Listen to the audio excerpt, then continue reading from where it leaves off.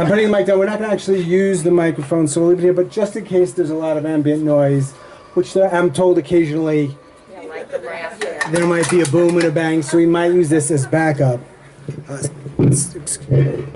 So some of you may know, because you were here last time we had our first event at the end of November. And at that event, I said to myself, how in the world am I in this town telling stories and supporting others in their storytelling?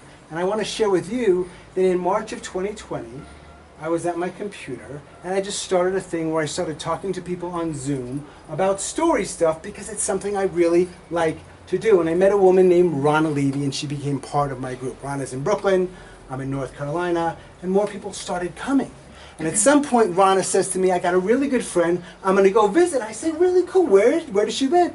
She's in Mexico. I said, that's very cool, you're going to go to Mexico. I say, where? She goes, Pátzcuaro. I say, Pátzcuaro? Yeah.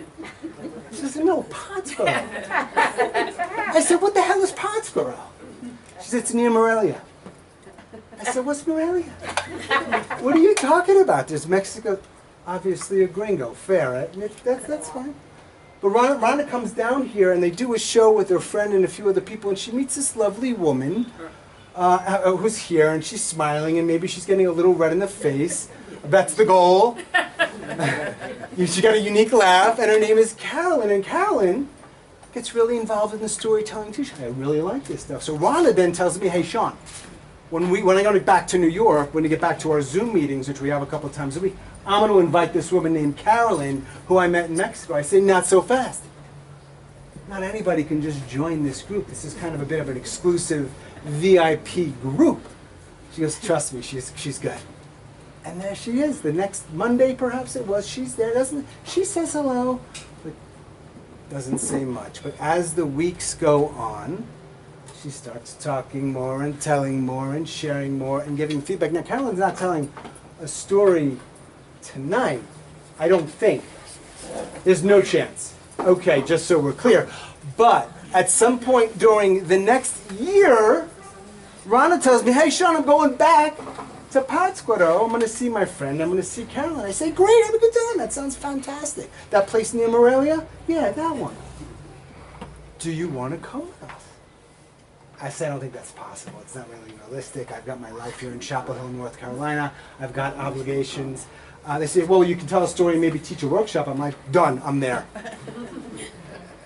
And that's exactly what happened, right? So in November, I come, and Carolyn and Ron, who some of you know, and a few other people told a story, or a few stories, up at where they live, up in Calle Cedro, right, up near the Basilica. A few of our storytellers tonight were also part of that performance, and we got a few new. But the thing was, the story, the event, the back of, what's Maximos? Is it Maximos? Is that his name, Max? What's the name of the place? Sir. Yeah, Sure. Some of you were there, we're at the back of the restaurant, and I'm telling you, in that event, during that event, I'm thinking, this is not true.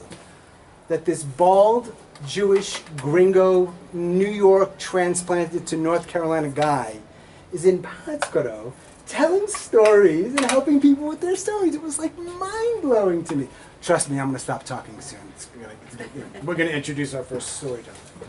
But someone says, let's do another workshop. The first one was really good. And I say, let's give it a shot. And we start to like throw out that idea. And we did get more storytellers. And the way it works is they work for two and a half weeks, 10, 15 hours, sometimes in a group, sometimes one-on-one. Because one of the things I've learned in doing that, it's not hard to tell a story. It is hard to tell a good story. And it's really hard to tell a good story in front of a lot of people. So, one, thank you for being those people and being here to support us and our storytellers.